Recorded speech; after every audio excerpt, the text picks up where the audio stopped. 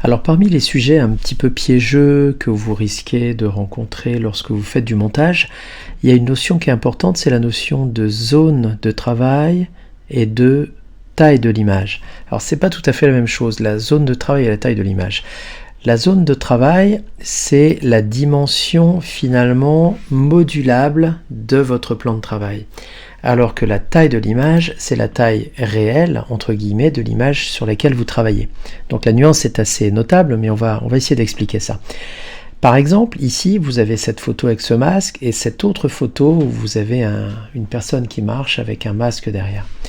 Et donc, si je m'aventure à copier ce masque-là, que je sélectionne évidemment au préalable,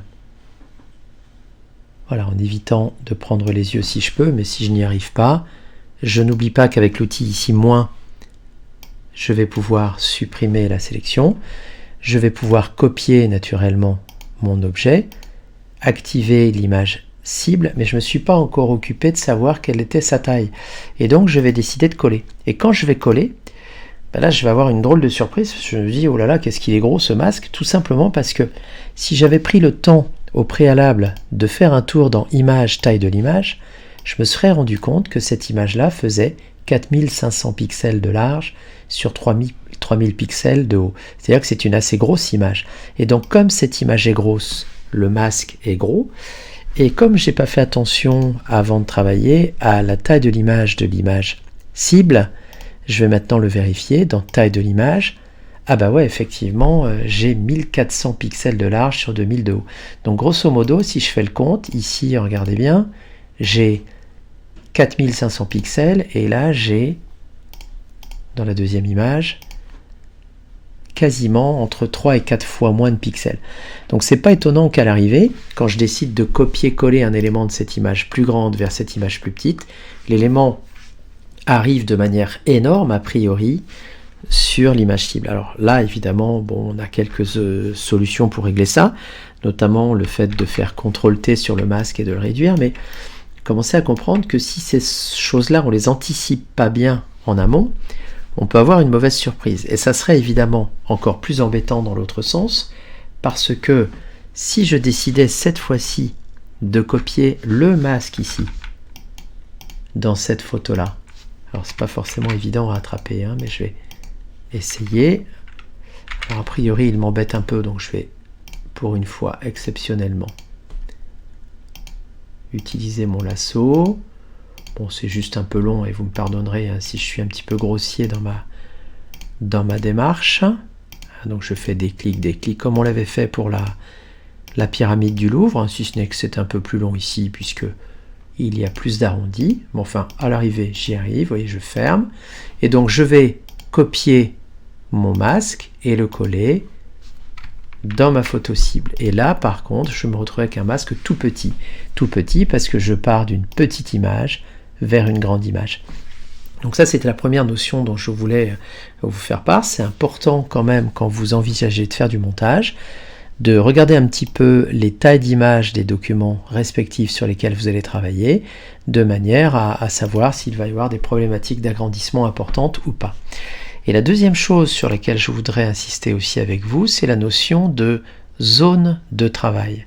Si ce masque-là, c'est-à-dire cet élément-là, je le sélectionne, alors pourquoi pas avec un outil sélection rapide, puisque sur cet exemple-là, ça marche pas mal.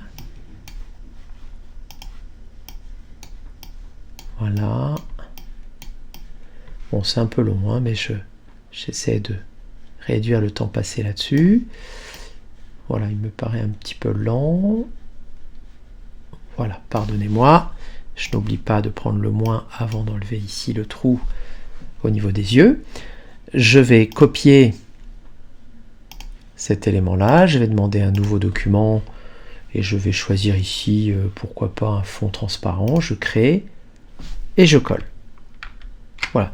Et là, je m'aperçois que je me retrouve avec un document qui est un peu serré, entre guillemets, dans l'espace qui est imparti ici. Alors, bien sûr, je pourrais prendre le parti de réduire en faisant CTRL-T, mais peut-être que finalement, c'est plutôt l'inverse qui m'intéresse, c'est-à-dire non pas de réduire le masque, mais d'agrandir la surface qui est ici.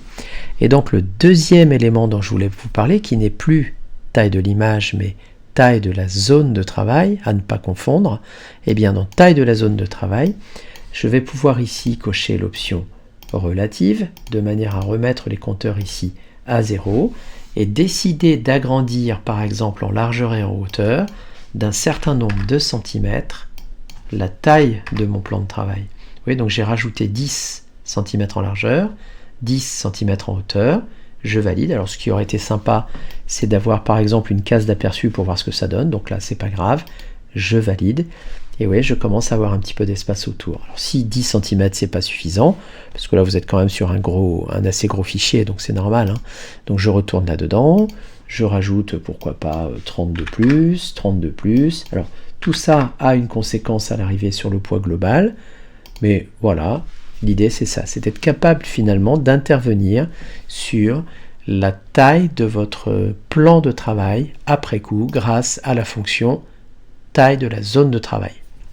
Donc je résume, taille de l'image, ça vous donne la carte de visite entre guillemets du document sur lequel vous êtes, alors que taille de la zone de travail, ça va vous permettre d'augmenter la surface de travail pour avoir plus d'amplitude et plus de confort pour travailler.